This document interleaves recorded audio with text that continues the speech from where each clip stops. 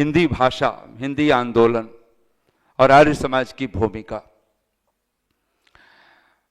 महर्षि देवदयानंद को एक परिप्रेक्ष्य में अगर हम न देखें तो बहुत सारे, यानी हम छोटे छोटे पत्ते, डालियां, फल फूल की नहीं, मूल की चर्चा करें। और ऋषि दयानंद तो मूल की बात अपने नाम को भी नहीं भूलते हैं। वो 10 सूत्र हमें दिए, 10 नियम दिए समाज को। उसमें पहला ही सूत्र अगर बहुत छोटा सा वाक्य बनाए तो सबका आदि मूल परमेश्वर है। और ऋषि दयानंद का कोई ग्रंथ, छोटा से छोटा, आर्योदेश रत्नमाला उठा लीजिए आप, सबसे छोटी सी पुस्तिका है, व्यवहार भानु, उसके बाद थोड़ी सी। ऋषि ने कोई भी ग्रंथ लिख, चाहे वो सत्यार्थ प्रकाश हो, चाहे वो ऋग्वेदादि भाष्य भूमिका हो, बड़े बड़े, अथवा वेद भाष्यादि हो, ऋषि दयानंद को जो पहला विषय है, पहला सब्जेक्ट है, वो क्या है? वो ईश्वर है। सत्यार्थ प्रकाश पढ़िए तो पहला समुल्लास ईश्वर है। ऋग्वेदादि भाष्य भूमिका पढ़िए तो पहला ईश्वर प्रार्थना ही है, उसकी स्तुति ही है। अगर आर्योदेश रत्नमाला में पहला रत्न क्या है? ईश्वर ही है। ऋषि दयानंद ने ईश्वर को छोड़ करके, परमात्मा को छोड़ करके, मूल को छोड़ करके कोई चर्चा ही नहीं प्रारंभ की है। और दुर्भाग्य ये है हम लोगों का, हमारे पतन का भी, अगर हम थोड़ी कठोर हो जाएं, हमारे घर परिवार समाज के पतन का भी जो कोई कारण है, वो एक ही कारण है, हमारी प्रायोरिटी मूल नहीं है। हम तो शाखाओं की चिंता कर रहे हैं, फूलों की चिंता कर रहे हैं, पत्तियों की चिंता कर रहे हैं, इसकी चिंता, उसकी चिंता। और हम लोग बचपन से एक कहावत सुनते आ रहे हैं, और मैंने तो सुना है कि स्वामी श्रद्धानंद जी महाराज, उनको कांग्रेस के अधिवेशन में बोलना था और बहुत आसान नहीं था कि वहां हिंदी पर कुछ कहा जाए। और कहते उन्होंने तो मुहावरेदार, लच्छेदार मुहावरे बोलते बोलते हिंदी में ही सारा कुछ बोला था। और उस समय जब अंग्रेजों के शासन होते थे, वहां पर स्वामी श्रद्धानंद जी ने कितना कुछ, बहुत सारे पत्र लिखे, पटेल जी को भी लिखा, सरदार पटेल जी को भी, महात्मा गांधी को, और अनेक अनेक महापुरुषों के पास उन्होंने पत्र लिखे। और उन पत्रों का जो निचोड़ था कि ये जो हिंदी भाषा है, इसको आप लागू कीजिए अपने कार्यालयों में, अपने कार्य की क्षमता में। और स्वामी श्रद्धानंद अगर चेतना देखे तो वो हिंदी भाषा के लिए सबसे ज्यादा, अगर आर्य जगत में अगर ऋषि देवदयानंद के बाद अगर कोई सर्वाधिक महत्वपूर्ण अगर कोई महापुरुष पंडित लेकर, मैं नाम नहीं ले रहा हूं, लेकिन फिर भी अगर एक भाषा में देखें तो स्वामी श्रद्धानंद की महिमा यही है, उन्होंने गुरुकुल कांगड़ी की स्थापना कर दी थी। गुरुकुल कांगड़ी, गुरुकुल विद्या से, गुरुकुली विद्या से, हमारी मूल से जुड़ने की बात की। वो दुर्भाग्य है कि हमने उसको फिर भी नहीं संभाल पाए। आज भी कांगड़ी शब्द आता है तो गुरुकुल कांगड़ी। और कौन सा उस समय के बड़े से बड़े चिंतक, विद्वान, उस समय के अंग्रेज अधिकारी जो वहां पे स्वामी श्रद्धानंद जी के पास न गए हो। महात्मा गांधी भी बहुत प्रभावित थे उनके इस आचार्य के व्यक्तित्व को देख करके। और हिंदी को पकड़ना हो तो पकड़ोगे क्या? आपको संस्कृत ही पकड़नी पड़ेगी, वेद ही मूल है आपका।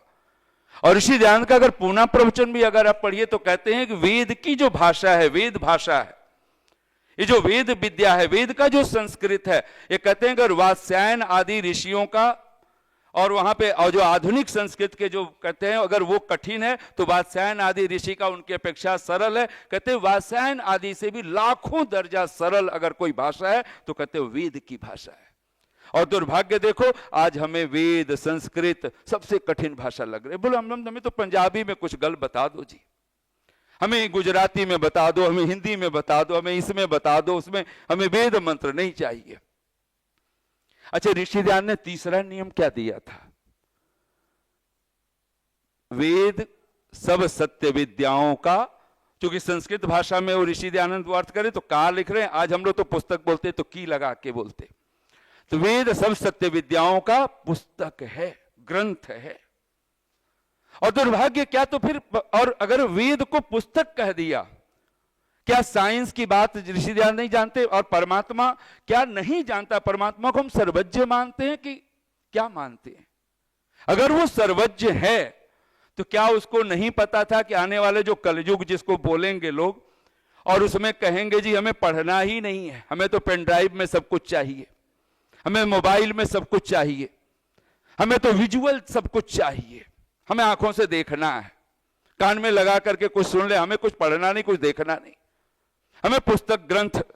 आज दुर्भाग्य देखो कि दूसरे जो ना समझ, जिसके लिए ऋषि दयानंद, अगर आप 13वां समुल्लास पढ़िए और वहां ऋषि लिखते हैं, सुनो, मैं उसका नाम नहीं ले रहा हूं, जिनके 101 देश हैं, कहते हैं सुनो अब तो इस जंगली मत को छोड़ दो। जंगली मत कहा है, और जंगली का समझते हो, जहां एक बड़ा पशु है और छोटे पशु को, निरीह पशुओं को सताता है, खाता है, पीता है, जो मर्जी कुछ कर ले। जिनकी जंगली सभ्यता है, जंगलीपन है, और जो 101 देश, कोई 57 देश लेकर के बैठे, उन जंगलियों को आज हम, उनके पास आज ग्रंथ हैं, सिर माथे उठा करके लेके बैठे। और हमारे वहां तो ब्राह्मण के नाम के साथ ही द्विवेदी, त्रिवेदी, चतुर्वेदी, आपने कहीं पंचवेदी नाम सुना है किसी ब्राह्मण के साथ? किसी ब्राह्मण, कोई पुजारी, पंडित, महंत हो, अच्छा उन्हीं से पूछ लो ना, द्विवेदी त्रिवेदी से, कि तुम्हारे मूल ग्रंथ कौन सा है, तो कोई महाभारत कह दे तो कोई अतिशयोक्ति नहीं, उसको पता ही नहीं मेरे नाम के आगे दुबे लगा है, द्विवेदी लगा है, त्रिवेदी लगा है, वो किस लिए लगा है। मूल अगर आपके पास है तो सब कुछ आपके पास है। और हम लोग बचपन से जो कहावत सुनते आ रहे हैं, कभी शायद गौर न किया, सब कभी शायद उस पर विचार नहीं किया। एक साधे सब सधे, बोलिए एक बार, एक साधे सब सधे, सब साधे सब जाई, सब साधे सब जाई, जो तू सींचे मूल को, जो तू सींचे मूल को, फूलई फलई अघाय, तृप्त हो जाएंगे। वहां अघाय कोई संस्कृत वाला अगर नहीं है, पाप नहीं, अघाय मतलब जैसे तृप्त हो गए, पूर्ण तृप्त। मूल को हमने कभी सींचा ही नहीं। घर परिवार है, वहां मूल कौन है? माता पिता है।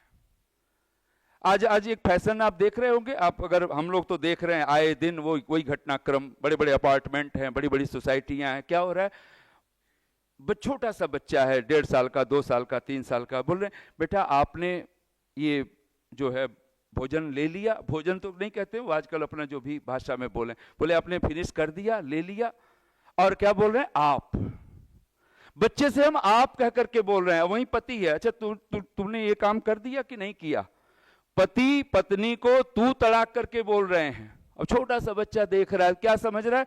इसका मतलब यही समझ रहा है कि छोटे से बच्चे से आप कहना होता है और बड़े हो जाओ तो तू तड़ाक करना होता है। अच्छा, और सोच क्या है हमारी कि हम बच्चे को हम सिखा रहे हैं, हम संस्कार दे रहे हैं कि आप कह रहे हैं तो बड़ा होगा तो ये समझेगा, तो हमें आप बोलेगा, नहीं बोलेगा वो। बच्चे देख नहीं रहे, बच्चे सुन नहीं रहे हैं, बच्चे आपको जो बोल रहे हो उससे कुछ नहीं होने वाला है।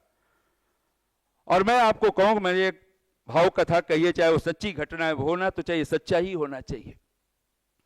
एक ट्रेन के एक छोटे से कंपार्टमेंट में, कोच में, एक महिला अपने छोटे से बच्चे के साथ, 12-13 वर्ष के बच्चे के साथ वो यात्रा कर रही है। एक अपरिचित व्यक्ति है, युवक है, वो देखता है कि मां भी बुक पढ़ रही है, और हिंदी की संयोग जो मैंने ढंग पढ़ा, वो कोई हिंदी की कोई बुक पढ़ रही है, किताब पढ़ रही है।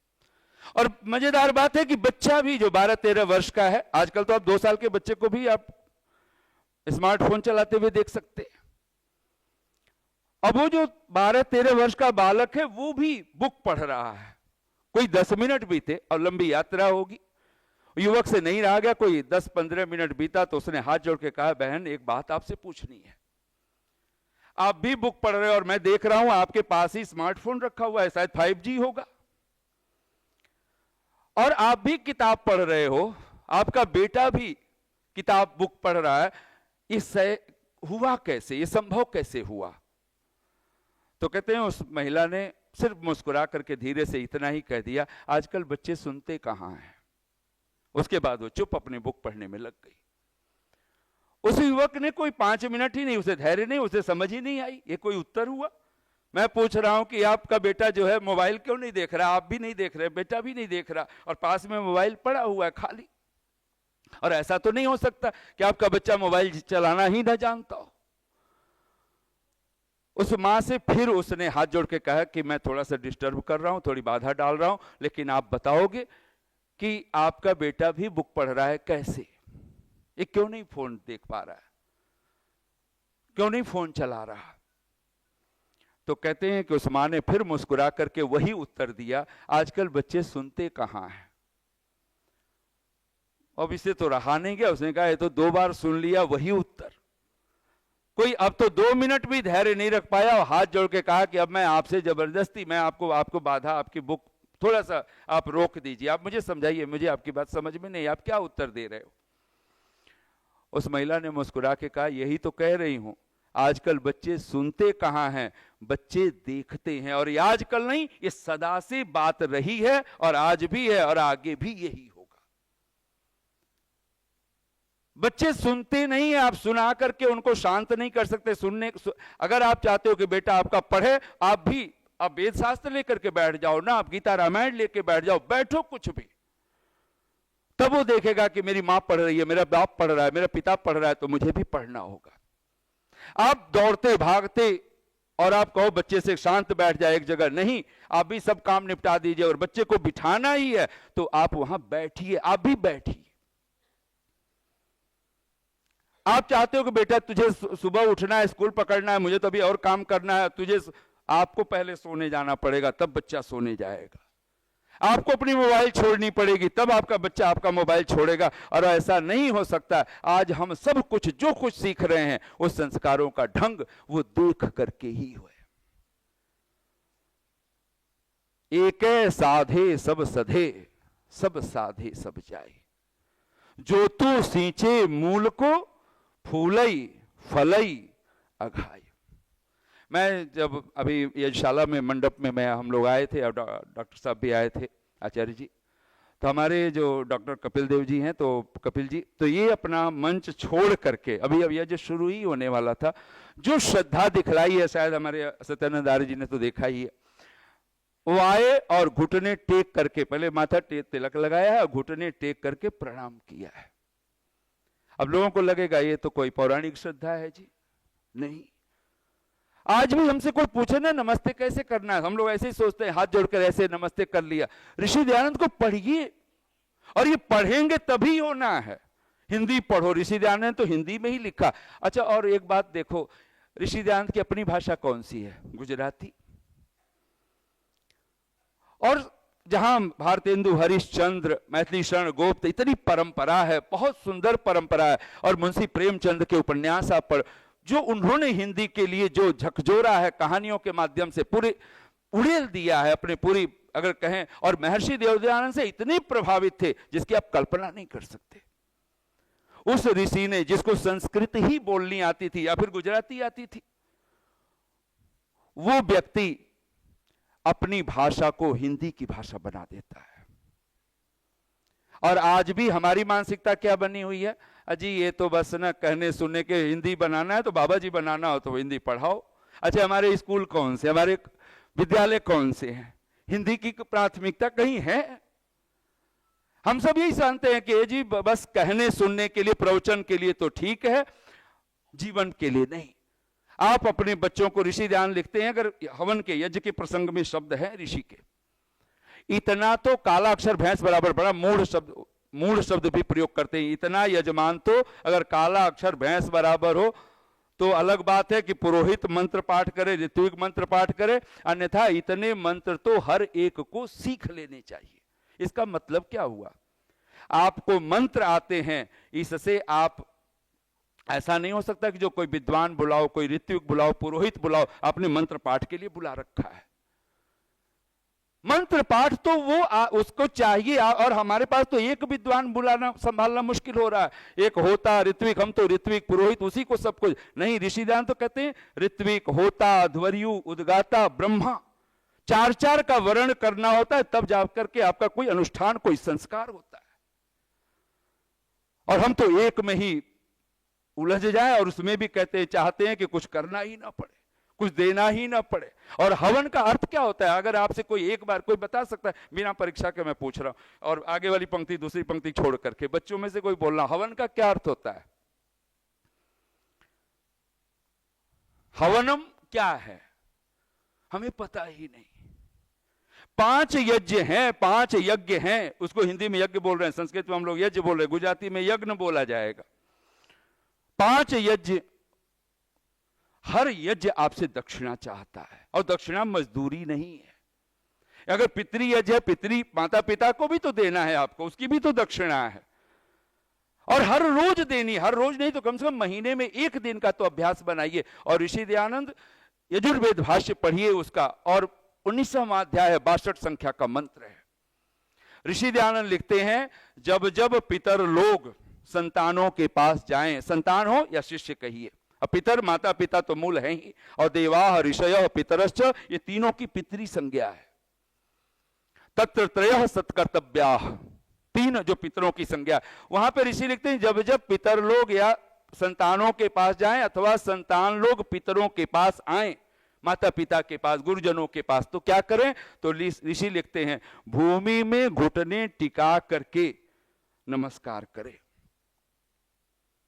घुटने टिका करके। हम लोग स्वामी सत्यपति जी महाराज के पास जब दर्शनों का अध्ययन करते हैं, 88, 89, 90 की बात है, पर हमें कोई प्रमाण नहीं दिख रहा है। भगवान के गुरुजनों की कृपा है कि ये शब्द मिला पढ़ने को, नहीं तो वहां पे भी नहीं कोई बता पाया कि हम क्यों घुटने टेकते हैं। स्वामी सत्यपति जी महाराज के लिए घुटने टेक के प्रणाम करने की परंपरा, अब वो आगे चली कि नहीं चली इस समय पता नहीं चल रहा है, लेकिन ये ऐसे ही कहा, माता पिता को घुटने टेक के प्रणाम कीजिए। माथा जमीन पे चला जाए, हाथ आपका दायां पैर पे दायां हाथ, बाएं पैर पे बायां हाथ।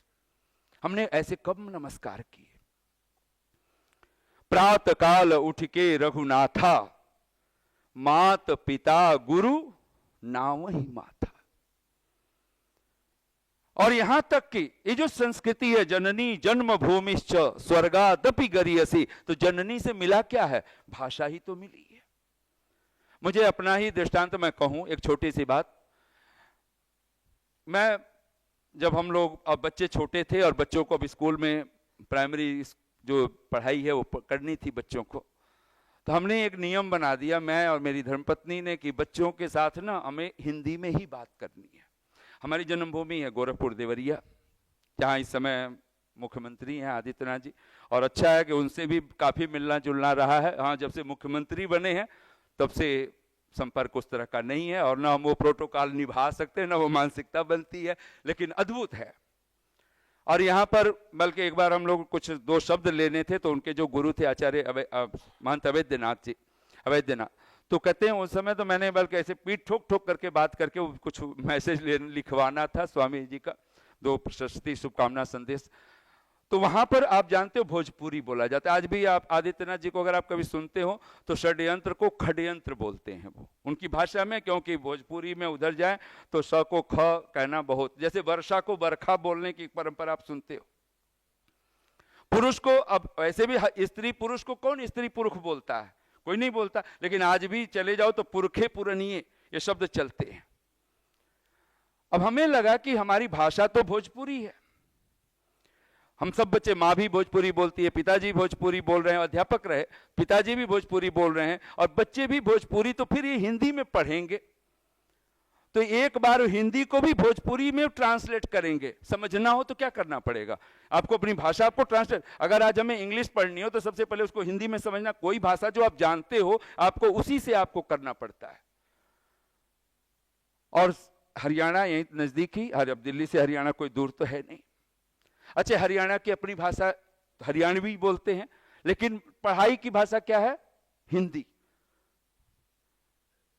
अगर पढ़ाई जो आपको करनी है, आपकी जो लिपि, और भोजपुरी कोई लिपि नहीं बनी, हरियाणवी कोई लिपि नहीं बनी, तो मैंने बच्चों के ऊपर नियम लगा दिए अपने, और गांव का माहौल था तो हमने बच्चों को कहा कि केवल आप लोगों ने हिंदी पढ़नी है, बोलनी भी हिंदी में ही है। वो नियम लगा तो उसका प्रभाव बहुत अच्छा हुआ कि बच्चों को तो सहज रूप से हिंदी पढ़ना बोलना आसानी से, उनको बुक पढ़ने भी सब कुछ आसान हो गया। लेकिन जो गांव में उनको झेलना पड़ा, वो क्या झेलना पड़ा आपको जानते हो? उन बच्चों को ये झेलना पड़ा, ये तो अंग्रेज बना रहे हैं। अच्छा, मैं भी उस समय साधु महात्मा ही बना बैठा था, क्योंकि उस समय पढ़ रहे थे तो इस समय ऐसे कटिवस्त्र पहनना इसी तरह का, और मैं इस साधु वेश में घर भी पहुंचता था तो इसी वेश में, अथवा बहुत पहन लिया तो धोती कुर्ता पहन लिया। अब उस समय पूरे गांव में ये चर्चा थी कि ये आचार्य नरेंद्र है ना, मैत्री, ये जो है अपने बच्चे को, हम द्विवेदी हैं, ब्राह्मण जन्मना, तो कहते दुबे जी हैं, द्विवेदी जी हैं, तो ये तो बच्चों को देखो, छोटे छोटे बच्चों को अंग्रेज बना रहे हैं। भोजपुरी हिंदी थी और जो हिंदी है वो अंग्रेजी बन चुकी थी। अभी भी गांव में वो मानसिकता, लेकिन बहुत अच्छा हुआ कि हम आज से 20 साल बाद आज तब देख रहे हैं तो गांव में अब वही लोग जो कभी हंसते थे कि अंग्रेज बन रहे, अब अपने बच्चों को, छोटे से बच्चे को, अभी अभी वो पैदा ही हुआ है और उसे हिंदी में ही बात कर रहे हैं। और हिंदी एक ऐसी भाषा, इस संस्कृत से आई, इसको हम लोग देवनागरी भी लिपि बोलते हैं, ये देवों की भाषा है। और जिसको ऋषि ने कहा था सुनो, वहां तो सीधे नाम लिया है, मैं नाम नहीं ले रहा हूं, 101 देश वालों के लिए वो सीधे संबोधन करते, 13वां समुल्लास है उन्हीं का है। कहते हैं सुनो अब तो इस जंगली मत को छोड़ दो। जंगलियों की भाषा कैसी होती है, जंगलियों का रहन सहन कैसा हो सकता है। हमारे वहां तो देने की परंपरा है। मैं पूछ रहा था हवनम का अर्थ सोचा किसी ने, मैंने उस समय दिया है। अग्निहोत्र शब्द है, ऋषि के शब्द हैं, बोलिए। अग्नये परमेश्वराय, ऋषि दयानंद अग्नि का जो पहला अर्थ, अभी देखो ऋषि की भाषा भी, हम ऐसे तो अग्निहोत्र को सीधा जलवायु से ही जोड़ दिया है, पर्यावरण से जोड़ रखा है, लेकिन ऋषि दयानंद ने सीधा, ये पर्यावरण तो छाया की तरह है, ये तो माया की, तो मिलना ही मिलना है। मूल क्या है? अग्नये परमेश्वराय। कभी पंच महायज्ञ विधि छोटी सी पुस्तिका ऋषि दयानंद की पढ़िए, वहां जब स्वाहा बोलते हैं तो स्वाहा का भी अर्थ क्या करते हैं। हम लोग तो स्वाहा का अर्थ भी सोचते हैं ना, सब चीज, कोई चीज जल करके भस्म हो जाए, राख हो जाए तो जल के स्वाहा हो गया जी। अच्छा, 3-3 बार हम लोग आचमन कर लेते हैं, ओम अमृतोपस्तरणमसि स्वाहा। हमने आग, हमने कोई बुझाया है, हमने पानी पिया है। अमृतापिधानमसि सत्यम यश, सब में स्वाहा 3 बार बोल रहे हैं, और स्वाहा का अर्थ वहां कोई अग्नि में डाल देना कुछ है नहीं। ऋषि के शब्द एक बार बोलिए, स्वाहा अर्थात तद आज्ञा, तद आज्ञा भगवद आज्ञा, ईश्वर आज्ञा, तद आज्ञा पालनार्थम सर्व जगत उपकाराय एकाम आहुतिम दधमः। यानी 2 अर्थ, वैसे स्वाहा के बहुत सारे अर्थ हैं जो महर्षि व्यास की भाषा में तो है ही, सत्य वचन, सत्यवाणी आदि, लेकिन सत्यवाणी, सत्कर्म, समर्पण, धन्यवाद, ये सब स्वाहा के अर्थ हैं। और यहां ऋषि कहते हैं परमेश्वर की आज्ञा का पालन और सब जगत के उपकार के लिए हम लोग एक एक आहुतियां अर्पित करने लगे। ऋषि दयानंद के बोलिए, अग्नये परमेश्वराय जलवायु शुद्धिकरणाय च यस्मिन् कर्मणि, और क्या कहते हैं, कहते हैं हवनम, बोलिए हवनम दानम। हवनम का अर्थ है दानम, दान। हवनम दानम यस्मिन् कर्मणि क्रियते तद अग्निहोत्रम। तो वहां पे है होत्रम। अग्नये परमेश्वराय जलवायु शुद्धिकरणाय च होत्रम हवनम दानम यस्मिन् कर्मणि क्रियते तद अग्निहोत्रम। सबसे पहले ऋषि को अगर कुछ अभिप्रेत है वो है ईश्वर, वो परमात्मा। और ऐश्वर्य चाहिए ना, तो बिना ईश्वर के ऐश्वर्य शब्द तक नहीं लिख सकते हैं। अच्छा, ईश्वर शब्द हटा दो और ऐश्वर्य लिखना है, संस्कृत भाषा का थोड़ा सा ग्रामर अगर मालूम होगा तो ईश्वर शब्द अगर आपके पास नहीं है तो ऐश्वर्य शब्द बनेगा ही नहीं।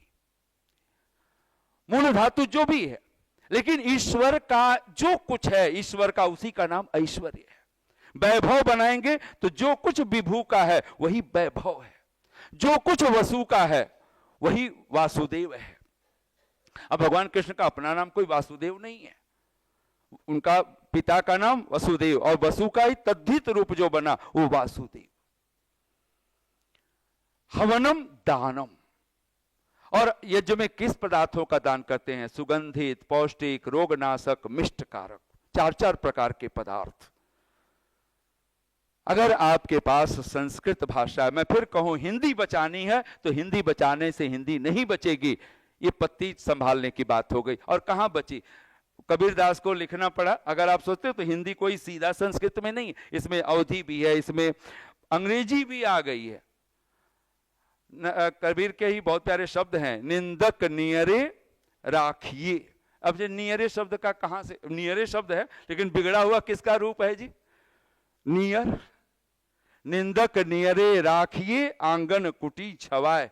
आज भी भोजपुरी में चले जाओ, भोजपुरी भी कोई बोल रहा है, अवधी बोल रहा है। और एक मैं व्यक्ति को मैं पढ़ता था कि वो लिखता है बिहार का शायद ही कोई गांव बचा हो जिसने हिंदी न सीखी हो। तो पूछा कारण क्या है, वो अपने हिंदी क्यों सीखते हैं, अपनी बिहारी बोले, वो कुछ और बोले। तो बोले रामायण पढ़ना था उनको, तुलसीदास जी की चरित्र वाला।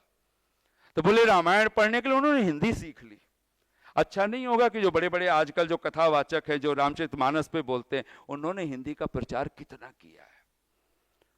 स्वामी विद्यानंद जी विदेह कहते थे अगर हिंदी भाषा का प्रचार करने का कार्य श्रेय जाता है दक्षिण भारत में भी, जहां जिनको हिंदी का एक विरोधी माना जाता है, वहां पे भी तो किसका है आज डबिंग सबसे ज्यादा किसमें हो रही, हिंदी में ही हो रही है।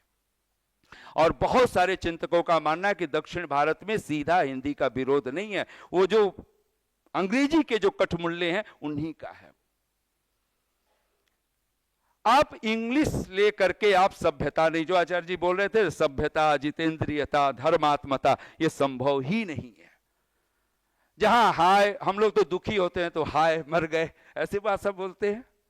और यहां तो हाय खुश हो जाते हो जब, सीधे अपोजिट। मुझे अच्छा लगता है कि हम लोग गाय को इंग्लिश में तो काऊ बोलते हैं, लेकिन अच्छा है, अच्छा आज भी किसी की प्रशंसा करनी हो और एक शब्द बोल दो, मेरी माँ तो गऊ है, मेरे पिताजी गऊ है, मेरा बेटा गऊ है, मेरी बहू गऊ है, आपको कुछ और कहने की जरूरत नहीं है। लेकिन आज भी वो नहीं कह सकते जो बेडरूम तक पहुंच गया है डीओजी साहब। लेकिन आज कनाडा आदि से जहां से भी ये शब्द आया हो, आजकल इंग्लिश में आ गया है, गाइज बोलते हैं। मुझे वो गाय ही सुनाई देता है, गाय ही सुनिए उसको। संस्कृत भाषा में हेवन बोलते हैं ना, हवन को। हेवन किसको बोलते हैं, हवन को नहीं बोलते हैं, स्वर्ग को बोलते हैं। अच्छा, हेवन को अगर आप सीधे रोमन लिपि में पढ़ो तो क्या पढ़ेंगे, हवन ही पढ़ो ना। मननात मनुष्य, अच्छा इंग्लिश में मनुष्य को क्या बोलते हैं, नहीं मैन बोलते हैं तो MA बोलते हैं ना। अच्छा उसको सीधे MAN को मैन आय की मात्रा ना लगाओ और सीधा रोमन लिपि में पढ़ जाओ तो क्या पढ़ेंगे, मन। और मनु से ही तो मनुष्य बना है, मनोरपत्यम मानव, जिसके पास मन है, जिसके पास विचार है, जिसके पास थॉट्स हैं। बोलिए एक बार दो पंक्तियां, जो करना है वो कर गुजरो। क्या करना है इस समय, तो जिस विषय पर हम लोग बोल रहे हैं हिंदी बोली पढ़िए, और हिंदी से भी ज्यादा जरूरी है वेद सब सत्य विद्याओं का पुस्तक है। ये जननी और भगवान सर्वज्ञ है, उसको पता है आने वाली जो पीढ़ी होगी महामूर्ख। और ये महामूर्ख क्या करेंगे, ये बस जैसे आजकल भगवत गीता का आपने देखा होगा ना, आज सोशल मीडिया पर ऐसे ऐसे एक शब्द पकड़ करके और उसको मोटिवेशनल स्पीकर ऐसे खींचतान कर रहे हैं, कह रहे हैं भगवत गीता आपको नहीं पढ़ने की जरूरत, बस जो मैं बता रहा हूं आपको ये शब्द, एक श्लोक का एक शब्द भी, और लेकर के पूरा, और लोगों को पागल कर रहे हैं। वो नहीं बनती है ऐसी बात। एक चिंतक को मैं अभी कल परसों में ही सुन रहा था, पढ़ा, मुझे अच्छा लगा। वो कहता है कि आपको बॉम्बे जाना है, 4 बजे की ट्रेन है, आप 4:05 पे पहुंचे, 4:05 पर। आचार्य जी बोल रहे थे समय का, तो आप कितना लेट हैं जी, हाँ जी साधारण समझ क्या है, 5 मिनट हम लेट हो गए और ट्रेन छूट गई। ट्रेन तो 4 बजे की थी, ट्रेन चली गई। वो कहता है 4 मिनट 5 मिनट लेट नहीं हो आप 24 घंटे लेट हो। क्योंकि अब दो ट्रेन, अगर ट्रेन से ही जाने का अगर जिद पकड़ा हुआ है तो अब 24 घंटे बाद ही ट्रेन 4 बजे फिर कल आएगी, और उस कल आपको 4 बजे पकड़ना, यानी 5 मिनट। हम मस्तिष्क में क्या बिठा है, 5 मिनट तो जी बस लेट हुए। एक एक मिनट भी अगर आप गिनोगे, कोई एग्जाम देने जा रहे हो, कोई परीक्षा देने जा रहे हो, पूरा साल आपका खराब होगा, कितना कुछ खराब हो सकता है, आप कल्पना तो करो। अच्छा, हमने संधि वेला को, संध्या को कब हमने पकड़ा है ऐसे ट्रेन की तरह, प्लेन की तरह? कभी नहीं पकड़ा। बोलिए, जो करना है वो कर गुजरो, ये दिल की राय है, वरना सोचने वाले हमेशा सोचते ही रह जाते हैं। जो करना है वो कर गुजरो, अभी, हियर एंड नाउ। और जो आप बच्चे को सिखलाना चाहते हो, जो आप बड़ों को सिखलाना, जो कुछ आपको करना है, आपको यहीं, और आपको अभ्यास, आपको सिग्नेचर भी अच्छा हो, आप हिंदी में लिखो ना। आप बैंक का जो अकाउंट है आज अच्छा नहीं है, आज बहुत सारे, मैं तो संस्थाओं में नाम लेने से मैं परहेज करने लग गया, लेकिन अब मैं बिना परहेज के बोल रहा हूं, किसी को बुरा लगने की आवश्यकता नहीं है।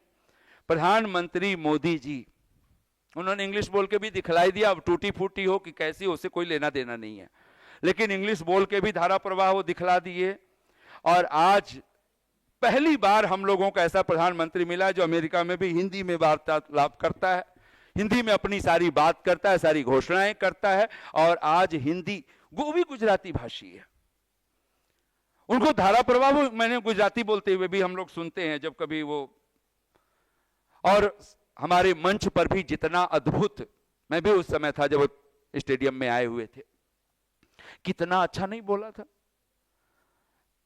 लेकिन फिर नेताओं को कहना पड़ता है, भाई वहां गए तो वहां का, और वहां गए तो वहां का, ऐसा ही होता है। लेकिन मूल में कुछ तो है, और वो सनातनी परंपरा कुछ न कुछ है। आज पहली बार तिलक लगाना, अब हम लोगों यहां पे भी बहुत सारा विरोध होता है कि आज तिलक क्यों लगाते हो, ये क्यों लगाते हो। अच्छा, मैं आपसे कहूं एक छोटी सी बात, आप भोजन करने बैठे हो, आपने ओम अन्नपते अन्न से पढ़ना, आपने, मान लो आपको सबको पता है, सब पढ़ भी लिए, भगवान को धन्यवाद।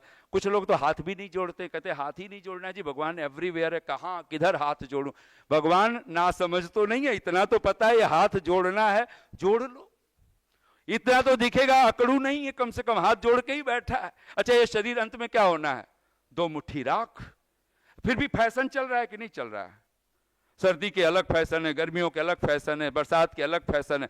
फैशन बिना कोई है? अच्छा, पता है राख होना है, पर इसको कितना भुला भुला करके हम लोग चलते हैं। शास्त्र है आंख, क्या पता है तुम्हें? शास्त्रम वेदः शास्त्रम। शास्त्र है आंख, क्या पता है तुम्हें? सत्कर्म है पांख। और सत्कर्म कोई लंबी चौड़ी लिस्ट मत बनाइए। ये ब्रह्म यज्ञ पहला सत्कर्म है, देव यज्ञ दूसरा सत्कर्म है, पितृ यज्ञ आपका तीसरा सत्कर्म है, बलि वैष्णदेव यज्ञ आपका चौथा है, और अतिथि यज्ञ आपका 5वां सत्कर्म। ये 5 अगर आपके पास हैं तो 5 तरह के दुख भी आपके जीवन से विदा है। ये अविद्या ऐसे कोई नष्ट नहीं होने वाली है। आचार्य जी कह रहे थे ना कि शिक्षा का मूल उद्देश्य जो है वो अविद्या नष्ट। अच्छा, अविद्या को अगर आप कठोर शब्द कोई बना सकता है आप में से? अविद्या को कठोर मतलब थोड़ा सा ऐसा कठोर बनाइए कि आदमी को बुरा लग जाए। हाँ जी, अविद्या मतलब हम लोग तो विद्या नहीं है जी, अविद्या ठीक है जी, हम तो अविद्या। अविद्या का अर्थ होता है मूढ़ता। ये भी संस्कृत का कठोर शब्द है। अगर हिंदी में बनाओ तो क्या बनेगा? वैसे वो भी संस्कृत का भी शब्द है, वो महामूर्खता। अविद्या माने क्या होता है? महामूर्खता। और हम लोग अपने आप को कभी महामूर्ख, और ऋषि दयानंद एक वाक्य बोलते हैं, और ये सत्यार्थ प्रकाश में उनका डिमडिम उद्घोष की तरह ये वाक्य है। अगर सच में हम चाहते हैं अपनी भाषा के प्रति हमारा गौरव हो, सम्मान हो, जननी और जन्मभूमि और माता, मातृभूमि, मातृभाषा, ये किसके जीवन का ढंग हो सकता है? आप कभी जब ख्याल करोगे इस बात को तो आप सोच सकते हो। तो मैं वो पंक्तियां बोलूंगा, शास्त्र है आंख, क्या पता है तुम्हें? वेद आंख है। ऐसे भगवान वेदव्यास कहते हैं वेदा में परमम चक्षु। अच्छा, अब अंधे हो गए, अब हिंदी पढ़ लोगे कि गुजराती पढ़ लोगे कि उर्दू पढ़ लोगे, कुछ नहीं चलेगा। आंख तो अगर है तो वेद ही है। भाषाओं की जननी अगर कुछ है तो वेद ही है। हिंदी का अगर कुछ मातृ रूप है तो वो वेद ही तो है, वो भगवान की वाणी संस्कृति ही तो है। शास्त्र है आंख, क्या पता है तुम्हें? सत्कर्म है पांख। ये जो पंच महायज्ञ, सत्कर्म है पांख क्या पता है तुम्हें, धन को ही वो समझते थे सब कुछ, धन को ही, इसी आउटर वेल्थ को, मकान, दुकान, कार, कोठी, बंगला, आज हम यही बच्चों को देना चाहते हैं और पता चला बाद में रोते हैं, अरे हमने तो बच्चों को इतना दिया, समय हमने संध्या छोड़ दी, हमने यज्ञ छोड़ दिया, हमने ये छोड़ दिया, बच्चों को अमेरिका से उनको सेटल कर दें, वहां पर कनाडा भेज दें। और आज तो देख रहे हो ना, जो करोड़ों करोड़ों रुपए, लाखों लाखों रुपए लगा करके गए, और वो भी, उनको नाम भी बड़ा अच्छा दिया, डंकी रूट, अच्छा नहीं कहा, काऊ रूट नहीं कह दिया, बड़ा बुरा लगता। आचार्य विनोबा भावे कहते हैं, मैं सब भाषाओं का आदर करता हूं, सब मेरे लिए सम्माननीय है, लेकिन अपने ही देश में अगर हिंदी भाषा का अगर अपमान होता है तो ये मुझे बर्दाश्त नहीं, ये मैं सह नहीं सकता। ऋषि दयानंद अगर सत्यार्थ प्रकाश तक लिख जाएं और कालजयी ग्रंथ,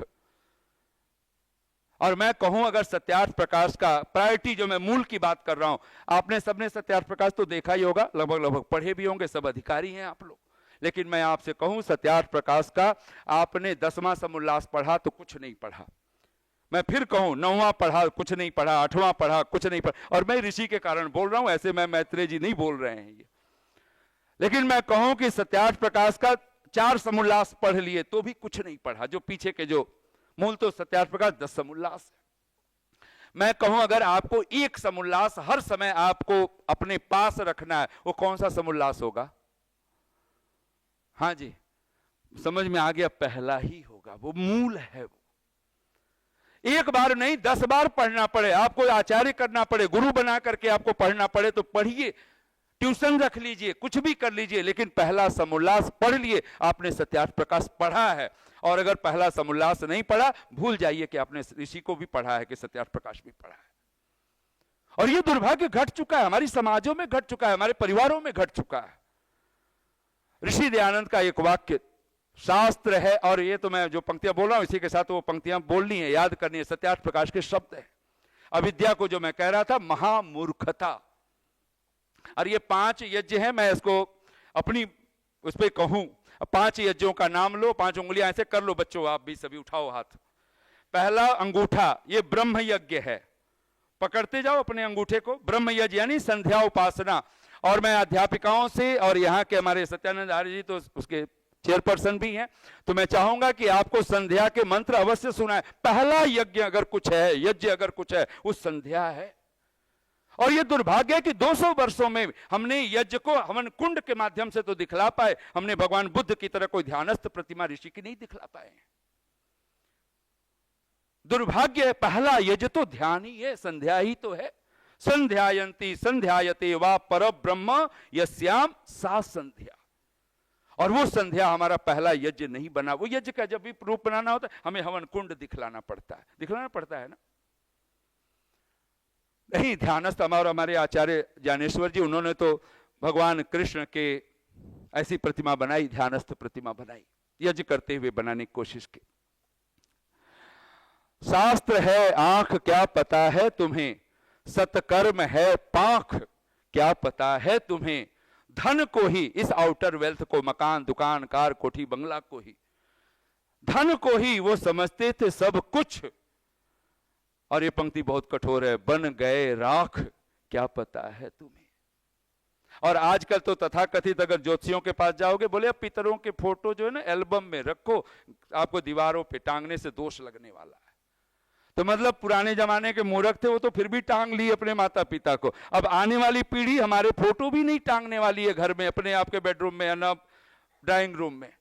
किसके लिए पागलपन चल रहा है, किसके लिए? अगर संस्कार ही नहीं है क्या करोगे?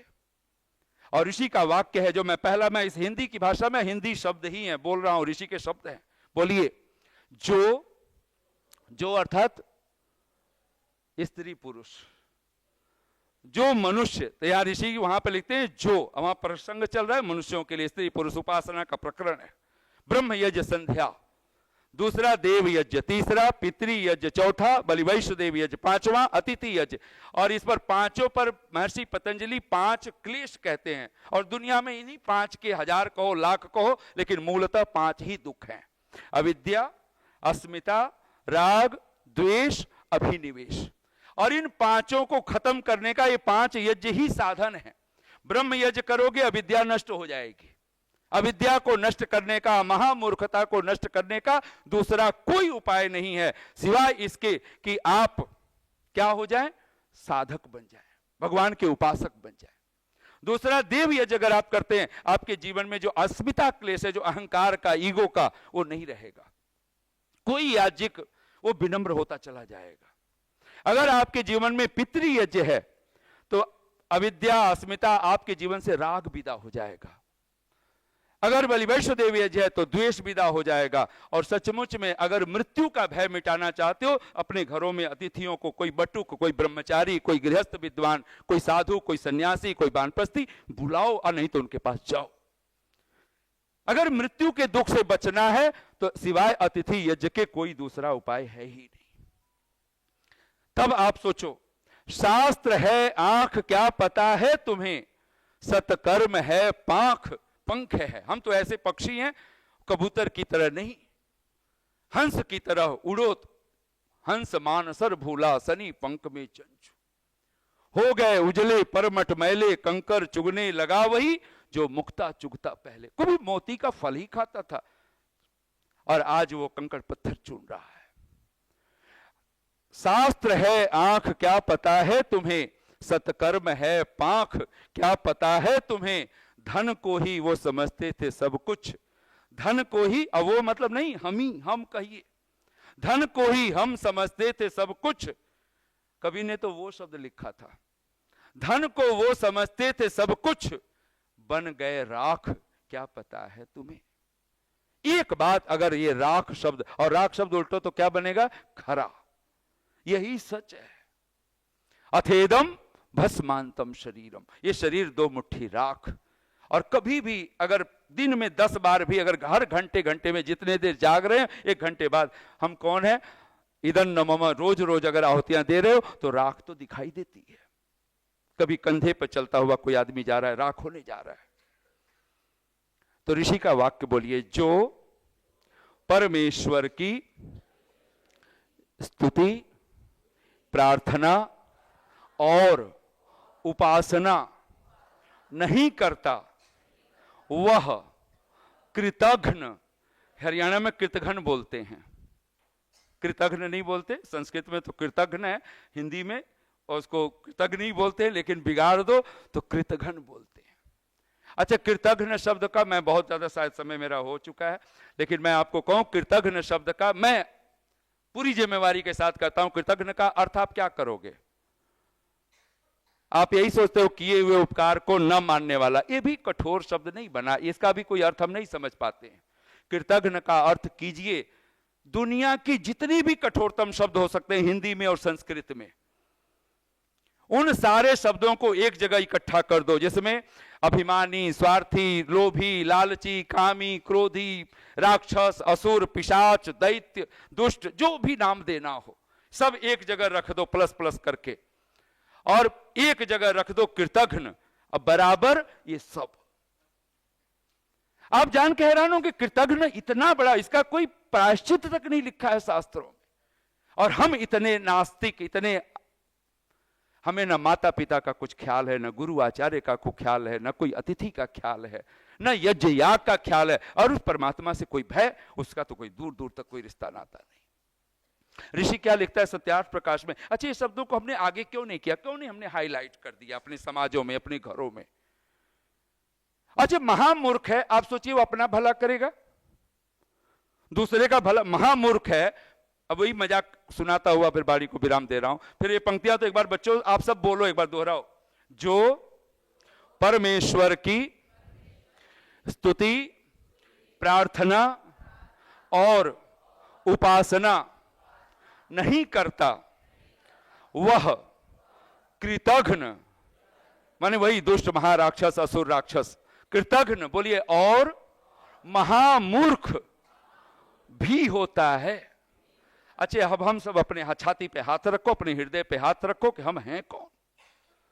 सब पता चलेगा कि हम ही कृतघ्न हैं, हम ही राक्षस हैं। हम ही महामूर्ख है, और महामूर्ख चला बच्चे को संस्कार देने, चला बच्चों को बच्चियों को संस्कार, तो वही तो होगा।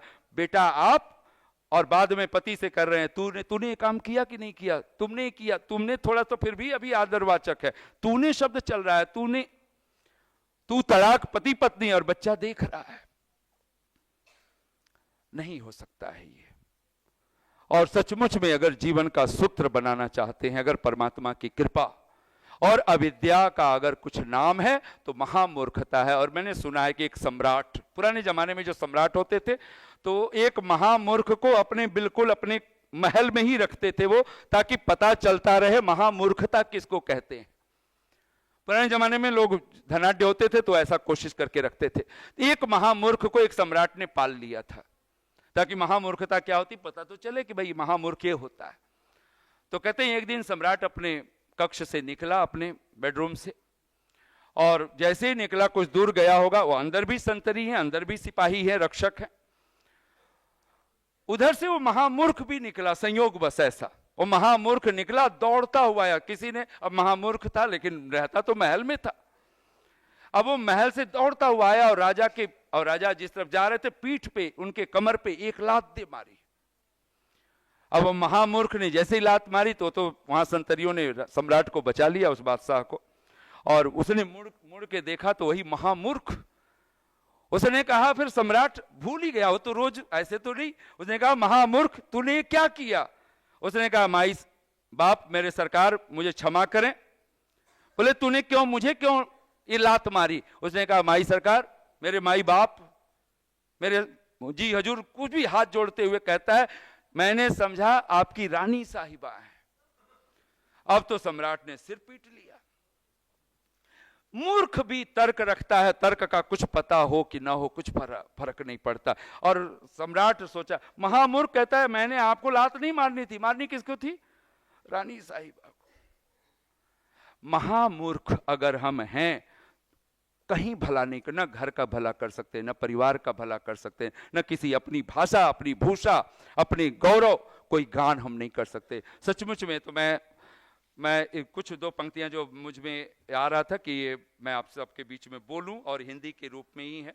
और पंक्तियां हैं, निज भाषा उन्नति अहै, ये भारतेंदु हरिश्चंद्र की पंक्ति है। निज भाषा उन्नति अहै, सब उन्नति को मूल। निज भाषा उन्नति अहै, सब उन्नति को मूल। बिन निज भाषा ज्ञान के मिटत न ही को सूल। तो वहां सूल शब्द जो तत्सम तद्भव शब्द में है, शूल यानी कांटा, चुभता है। मिटत न ही को सूल, अंग्रेजी यदि पढ़ के यद्यपि, अंग्रेजी पढ़ के, जिसको यद्यप बोलते हैं उसको यद्यपि बोला है। अंग्रेजी पढ़ के और आज तो अंग्रेजी को बहुत बड़ा हम नहीं कह सकते, आजकल तो फ्रेंच, जर्मन और दुनिया भर की भाषाएं हैं, उनके पीछे लोग, चाइनीज आजकल तो सबसे ज्यादा उसमें। अंग्रेजी पढ़ के यद्यपि सब गुण होत प्रवीण, अंग्रेजी पढ़ के यद्यपि सब गुण होत प्रवीण। पै निज भाषा ज्ञान बिन रहत हीन के हीन। पै निज भाषा ज्ञान के बिन रहत हीन के हीन। और यहां तक कहते हैं, निज भाषा उन्नति बिना कबहु न हुई है सोय, लाख उपाय अनेक यों भरम करे किन कोय। सच भरमे करे किन कोय, तो शब्द पूरा बहुत पुराने जो हिंदी। और सोचिए अभी हमारे पास ऋषि दयानंद ने जिस भाषा को, माँ भारती के भाल का श्रृंगार है ये हिंदी, हिंदोस्तां के नाम की बाग की बहार है ये हिंदी। सचमुच में परमात्मा की महिमा। लेकिन एक बात हमारे मस्तिष्क में आ जाए, अगर हम हिंदी को बचाएं और इस भाषा को अगर हम आत्मसात करें, और ये 14 सितंबर सन 1949 में भारत सरकार ने बड़ा वाद विवाद पूरा, जिसको डिबेट होती है, सब करके और पूरे भारत के राजभाषा बनाई थी कि किसको, हिंदी को, जिसको आज भी हिंदी दिवस के रूप में 14 सितंबर को मनाया जाता है। बच्चों मैं इसको यही कहूंगा कि आप इसको आत्मसात करें अपने जीवन में। लेकिन मूल अगर इस आत्मसात करना है तो ऋषि का जो हिंदी में ये जो वाक्य है कि जो परमेश्वर की स्तुति नहीं करता, प्रार्थना नहीं करता, उपासना नहीं करता, वह कौन होता है, कृतघ्न होता है, राक्षस होता है, और वो मूर्ख होता है, और महामूर्ख कुछ भी जान ले, कुछ भी पढ़ ले, उसे कुछ नहीं हासिल होता है। इतनी शांति और प्रेम से आप सबने सुना, बहुत बहुत साधुवाद, बहुत बहुत धन्यवाद।